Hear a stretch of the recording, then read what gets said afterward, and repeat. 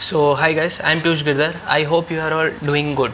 सो आज की जो वीडियो का हमारा टॉपिक है वो है भाई, एक तो आईपी यूनिवर्सिटी का जो एग्ज़ाम्स होने वाले हैं थर्ड ईयर स्टूडेंट्स के, और फर्स्ट और सेकंड के साथ क्या हुआ है। और दूसरा जो टॉपिक है वो है दिल्ली यूनिवर्सिटी। दिल्ली यूनिवर्सिटी का जो टॉपिक रहेगा वो रहेगा भाई कि कब से स्टार्ट हो रहे हैं एप्लीकेशन या एडमिशन्स। सो अब हम बात करते हैं सबसे पहले दिल्ली यूनिवर्सिटी की। जो देखो यार, जो दिल्ली यूनिवर्सिटी का है ना, इस बार जो एडमिशन प्रोसीजर जो है वो स्टार्ट होने वाला है। और अभी ना कंफर्म नहीं है, अभी सिर्फ एक टेंटेटिव डेट हुई है जो कि हिंदुस्तान एडिटोरियल है। उनके साथ एक इंटरव्यू में एक मेंबर जो थे, क्या कहते हैं, कमेटी के मेंबर, तो उन्होंने जो बात करी उसके हिसाब से हुआ है। तो उसके हिसाब से अगर हम देखें तो यार, उन्होंने कहा है कि 28 जून से लेके 4 जुलाई तक, तो इस बीच स्टार्ट हो जाएगी एप्लीकेशन। और कट ऑफ आना स्टार्ट जो होगी वो होगी 15 अगस्त से या उससे भी पहले। ठीक है, तो जो कुछ कुछ बातें उन्होंने बताई मैं आपको बता देता हूँ।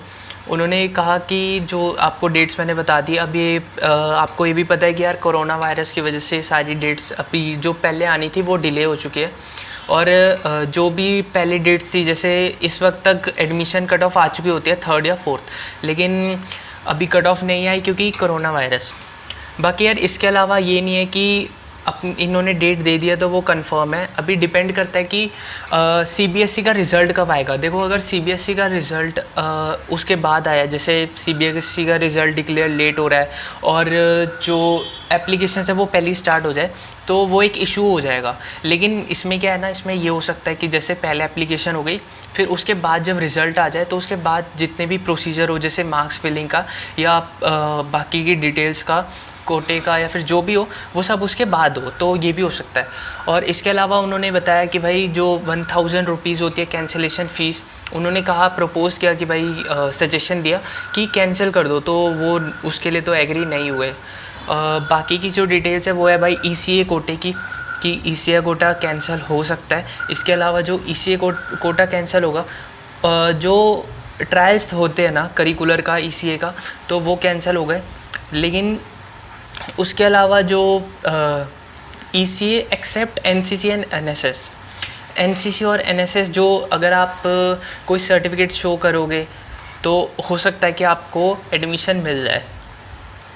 फ़िलहाल तक तो भाई ईसीए कोटा कैंसिल ही है, क्योंकि ट्रायल्स कराने के लिए जो स्पेसिफिकेशन, जो गाइडलाइंस फॉलो करनी होती है वो भी नहीं कर सकते, क्योंकि अभी सोशल डिस्टेंसिंग और भी जो बाकी सारे रूल्स बना रखे हैं उनको भी फॉलो करना होगा। बाकी जैसे जैसे प्रोसीजर आएगा मैं आपको बताता रहूँगा। प्लीज़ इस चैनल को सब्सक्राइब कर दो ताकि अपडेट्स के लिए मैं भी आपको अपडेट करता रहूँ। और कोई भी इशू हो तो मेरे को इंस्टाग्राम पे आप मैसेज कर देना, मेरी आईडी आ रही होगी आपकी स्क्रीन पे। अब हम बात करते हैं यार आईपीयू का। देखो, आईपीयू ने नोटिस निकाला है कि जो 3rd ईयर के स्टूडेंट्स हैं उसके एग्ज़ाम तो होंगे। अब उनके एग्ज़ाम्स अभी तक जो डेट्स है वो है 10 जुलाई के बाद, और 10 जुलाई के बाद इसी ईयर, मतलब नेक्स्ट मंथ। और जो फर्स्ट और सेकंड ईयर के स्टूडेंट थे उनकी 50% जो उनके एक्सटर्नल्स में रही पिछले सेमेस्टर, और प्लस उसमें ऐड करके जो इंटरनल्स उन्होंने इस सेमेस्टर के दिए थे। जैसे एग्जांपल देता हूँ, जैसे फॉर एग्जांपल मैं 3rd ईयर स्टूडेंट हूँ, 2nd ईयर स्टूडेंट हूँ, मतलब मेरा 4th सेम ख़त्म। ठीक है, तो 4th सेम में इंटरनल जो मैंने दिया था उसके मार्क्स 50%, और 50% मेरे पिछले सेमेस्टर के, कि मेरे पिछले सेमेस्टर में एग्रीगेट कितने आए थे। अब जो इनकी गाइडलाइंस इशू हुई है अभी तक, बाकी आपको पता है हो सकता है चेंज हो जाए, कंफर्म नहीं है, लेकिन अभी तक जो इश्यूज़ हुई है, फ़िज़िकल एग्ज़ाम होगा 2 आवर्स का, और पॉसिबल है कि जो आपका कॉलेज हमेशा सेंटर पड़ता है वो इस बार ना हो, सेंटर आपका अपना ही उस मेन कॉलेज हो जिसमें आप रजिस्टर्ड एज अ स्टूडेंट हो।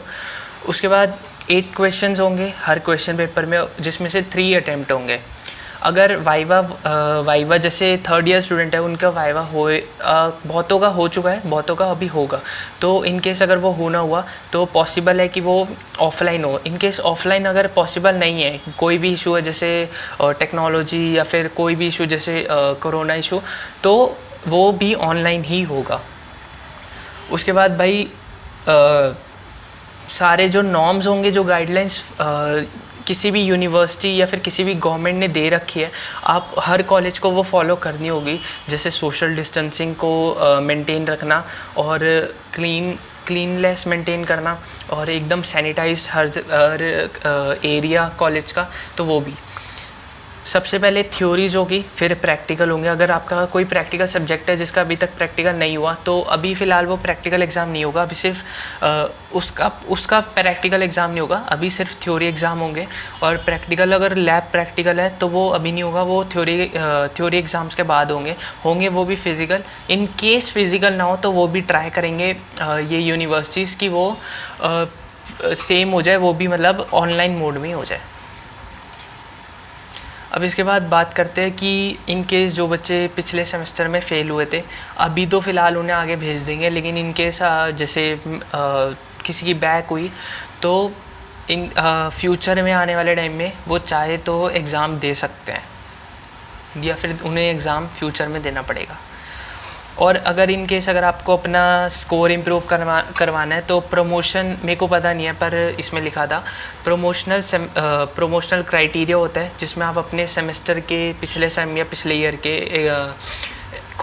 ईयर का जो एग्ज़ाम है वो आप फिर से दे सकते हो। जिससे क्या होगा, आपको एक बेनिफिट मिल जाएगा। जैसे पर्टिकुलर आपकी 6 CGPA 7 CGPA आई तो हो सकता है वो इम्प्रूव हो जाए, 7.6 7.8 हो जाए। वो डिपेंड करता है कि आप कैसा परफॉर्म करते हो एग्ज़ाम्स में। अब कुछ ब्रांचेज़ है और कुछ मतलब क्या मैं इंस्टीट्यूट कह लो या कोर्सेज़ कह लो जिसमें ये अप्लाई नहीं होता, उसकी लिस्ट आपकी इस पे आ रही होगी स्क्रीन पे, तो आप एक बार चेक कर लेना। तो वीडियो को यहीं एंड करते हैं। मैंने वैसे नोटिस डाल दिया है, ऑफिशियल नोटिस डाल दिया। DU का ऑफिशियल नोटिस नहीं आया, लेकिन मैंने वेबसाइट पे, अपनी खुद की वेबसाइट जो है ग्रेजुएट प्ले, उस पर मैंने अपलोड कर दिया है, एक आर्टिकल अपलोड करा। अगर आपको पढ़ना हो तो ज़रूर एक बार चेक कर लेना। दोनों के लिए GS IPU और दिल्ली यूनिवर्सिटी दोनों इंक्लूड है इसके अंदर। और जो भी आगे आने वाली जो भी वीडियोस होंगी वो या फिर जो भी अपडेट्स आ रहे होंगे, मैं उन सब के बारे में वीडियोस बना के कवर करता रहूँगा। इस चैनल को सब्सक्राइब कर देना और वीडियोस को लाइक करके ज़रूर जाना, मेरे को एक मोटिवेशन मिलती है।